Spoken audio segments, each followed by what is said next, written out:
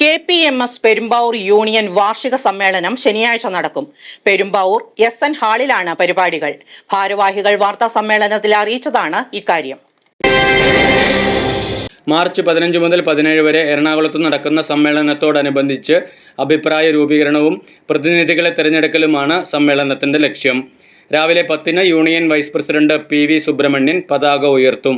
തുടർന്ന് നടക്കുന്ന പ്രതിനിധി സമ്മേളനം സംസ്ഥാന assistant secretary Akhil K. Damodaran ഉദ്ഘാടനം ചെയ്യുമെന്ന് union president Harish Krishnan, union secretary CS Shyam, AP Ravi, KA Shaju എന്നിവർ വാർത്താ സമ്മേളനത്തിൽ അറിയിച്ചു.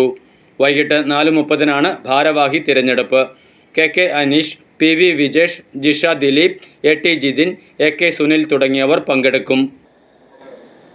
നമ്മൾ ഏകദേശം ഒരു 3 സമരങ്ങൾ നമ്മളിപ്പോൾ വളരെ കൃത്യമായിട്ട് നടന്നു പോകുന്നുണ്ട്. പെരുമ്പാവൂർ നമ്മൾ അവിട്ടാഘോഷം നടത്തിയിരുന്നു. അതല്ലാതെ തന്നെ ജനറൽ സെക്രട്ടറി ശ്രീകുമാർ സാർ പറഞ്ഞിട്ട് കൃത്യമായിട്ട് പറയുന്നത് നമ്മളൊരു സാമുദായിക സംഘടനയിൽ ഉപരി സാമൂഹിക പ്രതിബദ്ധതയുള്ള സാമുദായിക സംഘടന എന്ന രീതിയിലാണ് ജനറൽ സെക്രട്ടറി ശ്രീകുമാർ സാറ് KPMSനെ നയിച്ചുകൊണ്ട് പോകും. അതുകൊണ്ട് തന്നെ പിന്നോക്ക ജനവിഭാഗങ്ങളുടെ എല്ലാ വിഷയങ്ങളും കൃത്യമായിട്ട് ഇടപെട്ട് പോകുന്ന വിഷയമുണ്ട്. ഏകദേശം ഒരു ജാതി സെൻസുമായി ബന്ധപ്പെട്ടുകൊണ്ട് ഞങ്ങൾ സെക്രട്ടേറിയറ്റിലേക്ക് ഞങ്ങൾ മാർച്ച് നടത്തിയിരുന്നു. അതിനുശേഷം